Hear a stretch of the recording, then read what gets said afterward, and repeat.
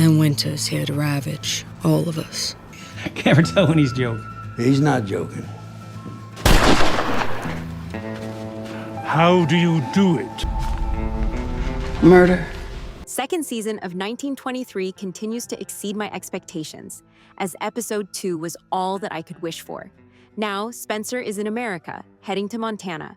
The Dutton Ranch has never been more in danger, and Alexandra's pregnancy is at risk. The good news is, the upcoming third episode will be even more thrilling, as things will finally start to unfold with deaths and breakups on the corner. The episode 2 was titled Rapist is Winter, and it lived up to its title.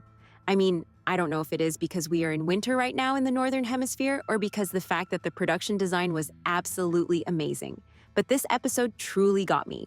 Like, tell me you did not got the chills when you saw the Duttons suffering in all different kinds of ways as the winter captured Montana. Because I feel like it was impossible to stand still while watching it. The episode's #1 villain was Winter for sure. Sorry, Donald, but you're being overthrown. Still, Don was not a pleasant watch either. He started the episode by discovering skiing. And personally, I loved this storyline. When he saw the Norwegians skiing, he immediately thought of turning this into some kind of a business, especially for the rich man. And he conceptualized it as a way to bring a controlled danger into the lives of the wealthy as they now lack that danger in their lives. And I guess they are bored. I don't know. All I know is I can genuinely imagine a wealthy and ruthless capitalist looking at anything and turning it into a massive, luxurious business, regardless of how ridiculous it is.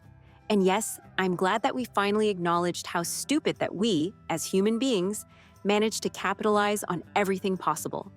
Donald states that it is the rich men's world now, and everyone wants to get a taste from it. Apart from his so-called vision for money-making, though, the thing that made Don more dangerous than he already is was the fact that even his #1 man, Banner, hates to hang out with him and admits to be scared the shit out of him. He said, "Donald sees through us. He sees the greed in us. He scares me to death." I mean, if Banner is scared of Donald, it would be only stupid for the Duttons to not to. In the upcoming episode, we will see Donald deciding to turn the Yellowstone Ranch into a ski resort, perhaps the first of its kind in the history. And he will be so confident in his idea that he will present his plans to the city council, trying to convince them to take the ranch over from the Duttons. Oh, what a jerk he is, isn't he? Jacob, on the other hand, did spend the entire episode trying to save Zane and his wife. He decided to take all the family members under his custody to save them from getting a divorce and losing their children to the orphanage. I mean, is it just me? Or was the entire judge room scene was cringeworthy? Like the scene itself had no issues, but the law and the judge himself were the ones that truly bugged me.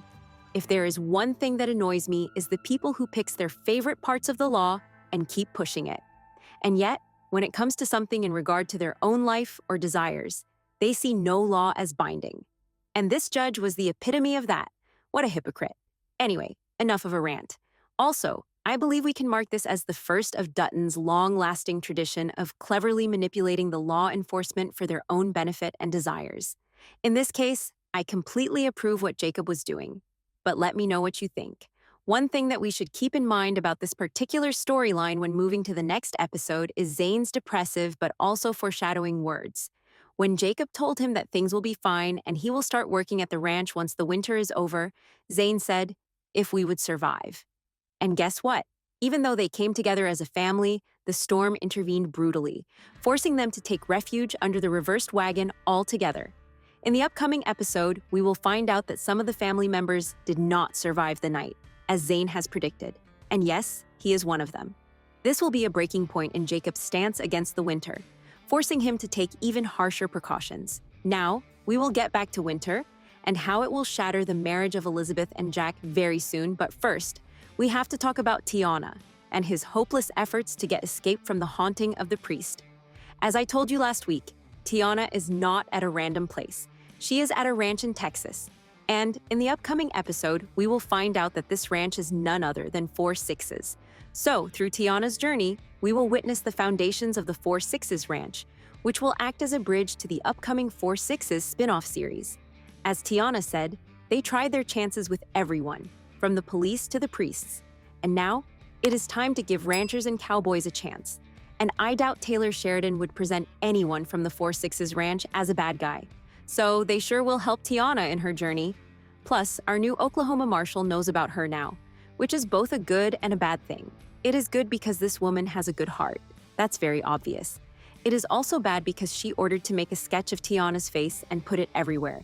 And yes, it is difficult for this to end up good for Tiana. That being said, we know that in the upcoming episode, Spencer will also meet the Marshal in Oklahoma, and it is clear that the two will be helpful to each other. So, expect Spencer to come across with Tiana as well, only to convince the Marshal to help her escape. The thing is, though, there is a long way from Oklahoma to Texas, so I'm not sure how will they handle this issue, but we will see. On that note, we need to talk about our horrendous priest, whom we got to see another side of in episode 2. Turns out this guy is an intellectual. He either traveled around Europe or read a lot about it, which is great. I believe Taylor Sheridan wants to create a priest who believes everyone should be Christian, and as long as they are Christian, their race, language, or anything like that do not matter. Regarding the Native Americans, he said, "If we wish to leave them their pagan faiths, we should offer them the prize of equality." I don't know about you guys, but this is the form of thought that truly scares me. And now, the once an intellectual priest is also a killer, as he killed a bunch of Native Americans at the end of episode 2.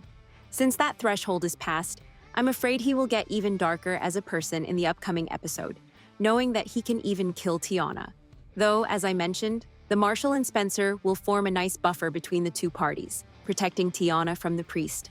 Speaking of Spencer, he spent this episode in Texas with the Italians as I predicted last week.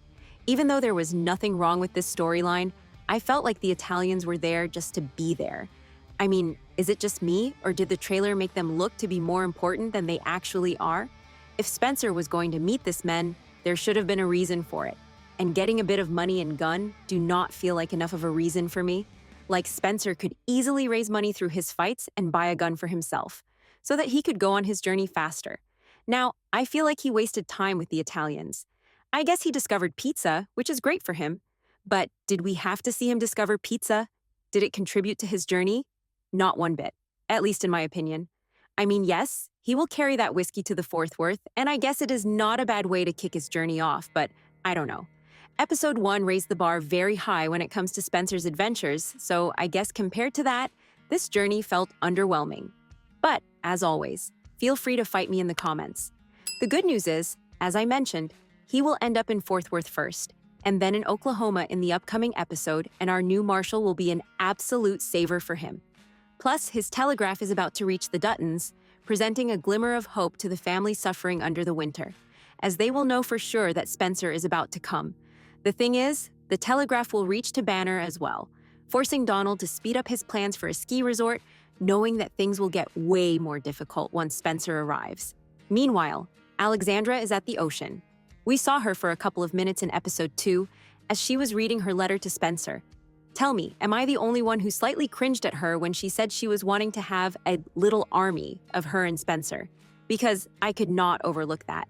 On a more important note, she is stuck at a storm, risking her pregnancy. Things will get more difficult for her in the upcoming episode, as she will get kidnapped by a man who works for her family. And yes, there is a high chance that she will lose the baby. Does this mean she is not the grandmother of John Dutton? Let me know what you think. And now, back to the winter, and Elizabeth gradually spiraling because of it. Well, she got attacked by a wolf. So, what were we expecting? As Kara said, she is one unlucky woman. And yes, the winter will inevitably go away. But at what cost? The scene where she was forced to get the vaccine for Rabbit was truly heartbreaking. I get why she had to get the vaccine. But still, it is always tough to watch people being violated beyond their desires. It was just brutal. So I completely get her when she said, "This is too much. This isn't living. This is surviving." I mean, let me know what you think of her remarks here, but I kind of see why she does not think that her love for Jack is no longer worth suffering all these. And now, the wolf is in the home. Yes, things got that bad. The nurse got killed, the doctor is under attack, and Kara is at the biggest danger ever as she locked eyes with the wolf already, and we heard the gunshot. In the upcoming episode, we will see Elizabeth trying to save Kara, which will bring them even closer. However, this won't be enough for Elizabeth to change her mind. On the contrary, she will make it clear to Jack that this is not the life she wants to live, and we will witness the young couple breaking up. I can already feel my tears collecting up, but let me know what you think. By the way, Did you catch the part at the very end where Elsa's voiceover mentioned Israel and Palestine? What was that about? Why Taylor wanted to refer to them like for no reason? In the 1920s, this wasn't even an issue yet, at least not to this level. So personally, I did not understand it, not for a second, but let me know if I'm missing something here. Anyway, the upcoming episode is titled Wrap Thee in Terror, hinting that things will get very dangerous for everyone. For more weekly updates and analysis of 1923 Season 2, make sure to like and follow. For a guide on in which order to watch the Yellowstone shows, watch the video on the screen.